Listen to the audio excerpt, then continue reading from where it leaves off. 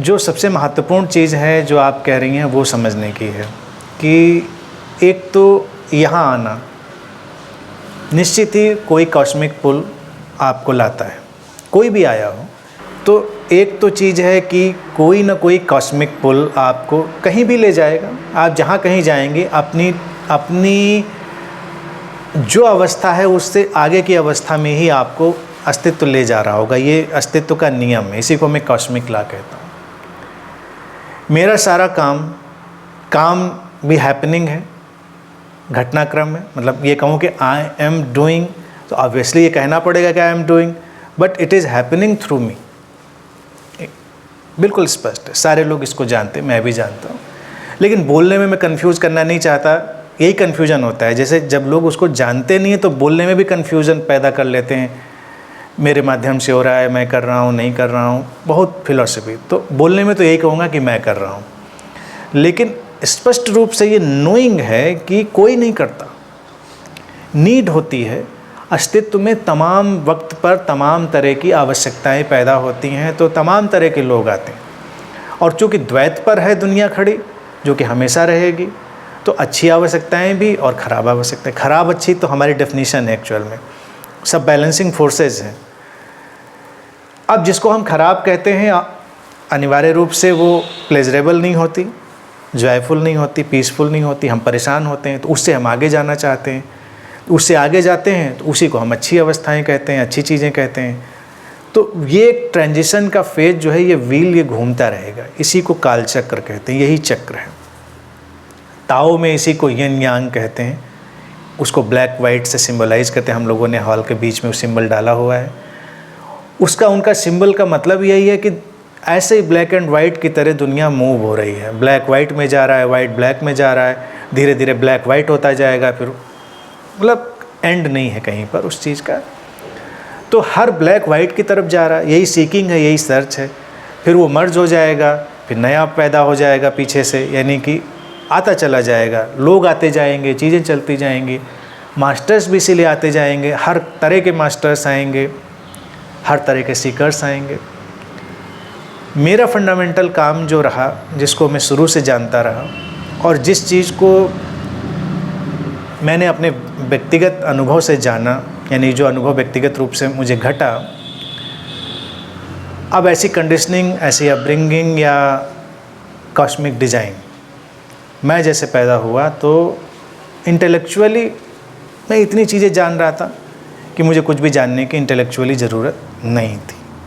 यानी दुनिया में कहीं भी कोई कुछ भी बोल रहा होता, मेरे लिए कोई भी चीज़ नई नहीं थी और ना मुझे चौंकाने वाली थी, ना मुझे प्रभावित करने वाली थी। तो इसीलिए ना किसी के बोलने से मैं कभी प्रभावित हुआ, ना किसी की किसी चीज़, यानी मैं इसीलिए कहीं गया भी नहीं, मुझे कोई जानकारी नहीं। आपने जितने भी नाम लिए या बताएं, आजकल मैं चाहूँ तो इंटरनेट से सब सर्च करके देख सकता हूँ। आजकल का टाइम बहुत अच्छा है, तो थोड़ा थोड़ा मैं वाकिफ़ आजकल ज़रूर हूँ, लेकिन बहुत सारे ट्रेंड से मैं ऑब्वियसली वाकिफ़ नहीं हूँ कि कहाँ क्या चल रहा है।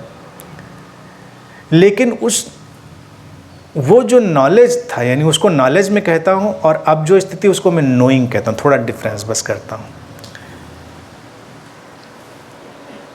नॉलेज में एक बेचैनी भी थी ऑब्वियस। तो जो लोग बहुत सारी चीज़ें जानते हैं वो बेचैन होंगे, ये मैं बहुत अच्छे से जानता हूँ, अपने अनुभव से जानता हूँ। और कितनी भी बातें कोई जानता हो, बेचैनी स्वाभाविक रूप से उसके अंदर होगी। असंतुलन भी कभी कभी होगा, निराशा भी होगी, और उदासी, उद्विग्नता, जितने भी भाव हैं सब आएंगे जाएंगे बेशक उसके अंदर, क्योंकि उस पैटर्न को मैं जानता हूँ कि वैसे ही चलता है। क्योंकि नॉलेज जब तक टोटलिटी में नहीं जाता, परिपूर्णता में नहीं जाता, यानी कि वो टोटल नहीं बनता, इंटेलेक्चुअल नॉलेज टोटल नॉलेज नहीं बनता, तब तक ये प्रॉब्लम हमेशा रहेगी। तो नॉलेज की तो देखिए कमी नहीं। फिर जब वो हैपनिंग मेरे साथ होती है तो मेरा सारा का सारा काम, इवन मेरी पूरी प्रेजेंस, मेरी पूरी बीइंग क्लैरिटी देने वाली ही हो गई है, बैलेंस लाने वाली।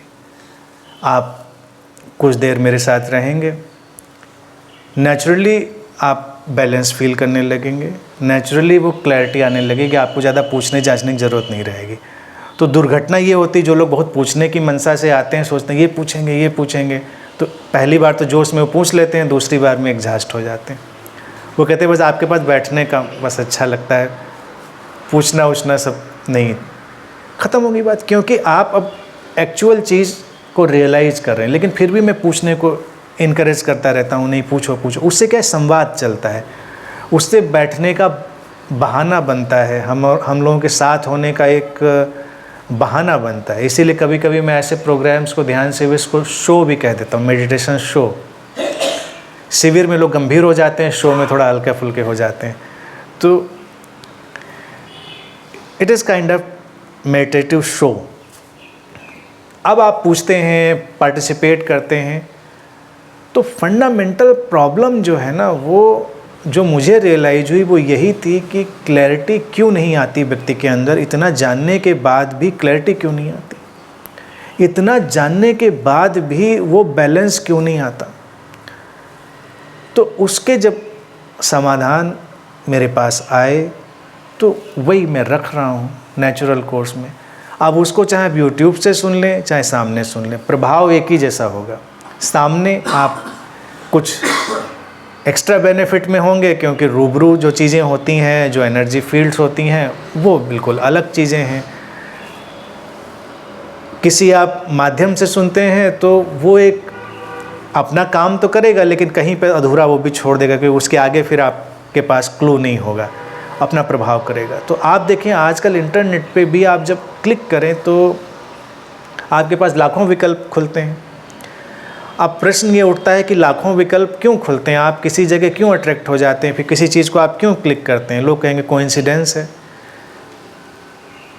मैथमेटिक्स मेरा सब्जेक्ट रहा है, साइकोलॉजी मेरा सब्जेक्ट रहा है, सब बड़ा टेक्निकल सब्जेक्ट्स में मैंने पढ़ाई करी है मैंने।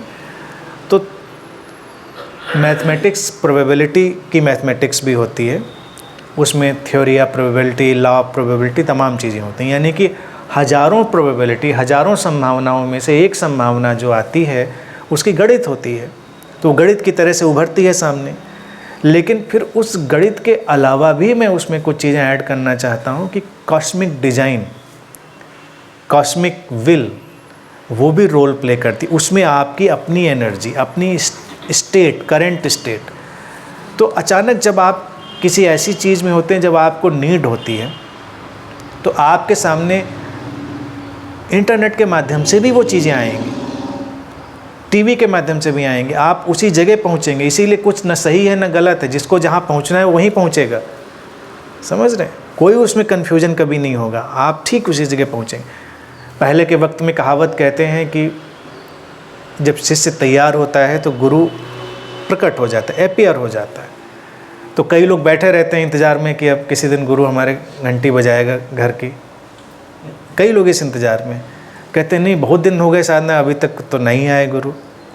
आप पहुंचेंगे उस तक। अपीयर होने का मतलब आपकी सीकिंग, आपकी सर्च आपको वहां तक ले जाएगी।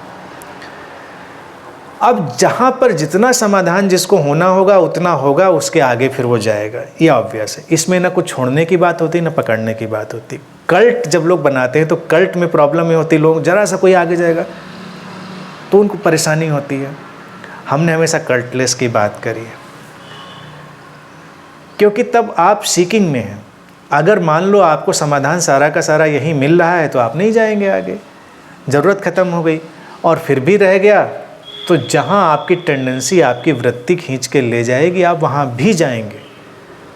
और कभी कभी आप अगर पूरा सर्वे करें स्पिरिचुअल हिस्ट्री का, और जो लोग बहुत उसमें गहराई तक गए हैं वो उसको बहुत अच्छे से जानते हैं।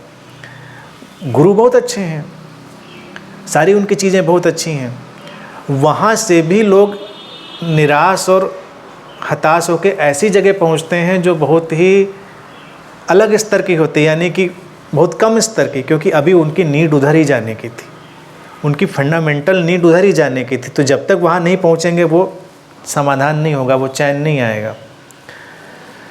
लेकिन हमारे अंदर एक ऐसा एलिमेंट है जो हमेशा आवाज़ दे रहा होता है, हमको हमेशा पुकार रहा होता है, हमको आगे ले जा रहा होता है, तो वो ले जाएगा आपको। इसी वजह से जितने भी लोग आ रहे हैं, आने की इच्छा रख रहे हैं, वो इसी वजह से आ रहे हैं, क्योंकि ये काम आने वाले वक्त में स्पिरिचुअल सिनेरियो में अब गिमिक्स का नहीं होने वाला है कि आप तमाम तरह के कोर्स चला दीजिए, तमाम तरह की आप साधनाएं करा दीजिए, तमाम तरह के आप अनुभव लोगों को कराइए, सब लोग उससे निराश हो जाएंगे। एक दिन वो लोग कहेंगे ठीक है, हो गया, ये भी हो गया, अब इसके बाद तब वहाँ पर ज़रूरत पड़ेगी कि आपको वो चीज़ पता चले। तो मैं ये नहीं कह रहा हूँ कि मैं वो अंतिम वाला विकल्प दे रहा हूँ, ये मत समझें। ये ब्रांडिंग मैं नहीं कर रहा हूँ कि वो विकल्प मैं दे रहा हूँ, लेकिन क्या है कि रोल तो वही प्ले, एग्जिस्टेंस रोल वही वाला प्ले करवा रही है मुझसे, मेरे माध्यम से वही रोल प्ले किया जा रहा है। जब आपके पास कोई बंधन नहीं है और आप एक अल्टीमेट क्लैरिटी में पहुंचते हैं, अल्टीमेट क्लैरिटी में, उसके लिए समझना भी ज़रूरी है। आप देखिए क्या है कि तमाम कल्ट्स में, जब भी कल्ट बनेगा उसमें एक बड़ी इंटरेस्टिंग लैंग्वेज यूज होती, कभी कोई इसको क्वेश्चन नहीं करता। मेरा क्वेश्चन रहा इस पे, डोंट यूज योर माइंड। बुद्धि से परे की बात है ये, बुद्धि से नहीं समझ में आएगी। तो मैं बस ये क्वेश्चन किसी से पूछा नहीं, अपने से ही मैं पूछता था, क्या कोई और इंस्ट्रूमेंट है हमारे पास समझने का, apart from intellect, apart from बुद्धि, यानी बुद्धि के सिवा भी समझने का कोई हमारे पास टूल, उपकरण है? नहीं है। नेचर ने समझने के लिए डिज़ाइन बुद्धि को ही किया है, जैसे देखने के लिए आँख को किया है। तो कोई आँख से जो नहीं दिखेगा वो दिखेगा, तो कहाँ दिखेगा? जो कान से, ऐसी भाषा बोलते हैं ना, कान से जो नहीं सुनाई दे, सुनाई जब भी देगा आपको, सुनने वाला इंस्ट्रूमेंट ही उसमें शामिल होगा, चाहे वो आपको अनाहत नादी क्यों न सुनाई दे, चाहे आपको ऐसी चीज़ें भी क्यों न दिखाई दें जिनकी फिजिकल प्रेजेंस नहीं है, लेकिन आपका देखने का इंस्ट्रूमेंट ही उसमें काम कर रहा होगा। इंस्ट्रूमेंट तो वही है। ये बहुत फिजिकल एग्जांपल मैंने दिया, लेकिन समझने के लिए तो इंटेलेक्ट है। तो जहाँ पर बहुत कल्टिस्ट अप्रोच चलती है, वहाँ पहली चीज़ लोग यही कहेंगे कि जब आप इस बुद्धा हाल में आइए तो अपना माइंड वहीं उतार के सीढ़ियों पर रख के आइए, अपनी बुद्धि वहीं रख के आइए, यानी आप माइंडलेस होके आइए, माइंडलेस होके आइए, फिर आप ब्रेन वॉश हो जाइए, ब्रेन वॉश होके आप रोबोट हो जाइए, जो हम कहें उसको मान लीजिए। मैं तो उसे कभी नहीं कहता जो मैं कहता हूँ मान लीजिए। मैं बुद्धा से इतना प्यार करता हूँ तो मैं देखता हूँ उन्होंने कभी नहीं कहा कि मान लीजिए। कहते हैं भाई सोचो, समझो, एक्सप्लोर करो, और जब आपको लगेगा तो ये मानने जानने की बातें वो तो ख़त्म, दैन, जब आपको बात समझ में आएगी। तो इसीलिए मैं बहुत प्रमोट करता हूँ एक्सप्लोरेशन को, जांचने पूछने को, हर चीज़ पर, वहीं से रास्ता निकलेगा। कन्फ्यूजन कई बार इसीलिए बना रहता है कि हम बहुत सारे फंडामेंटल क्वेश्चन ही नहीं खड़े कर पाते कि भाई इस चीज़ की कोई वैलिडिटी है भी, जो हम ये चीज़ जान रहे हैं या जो चीज़ हम कर रहे हैं।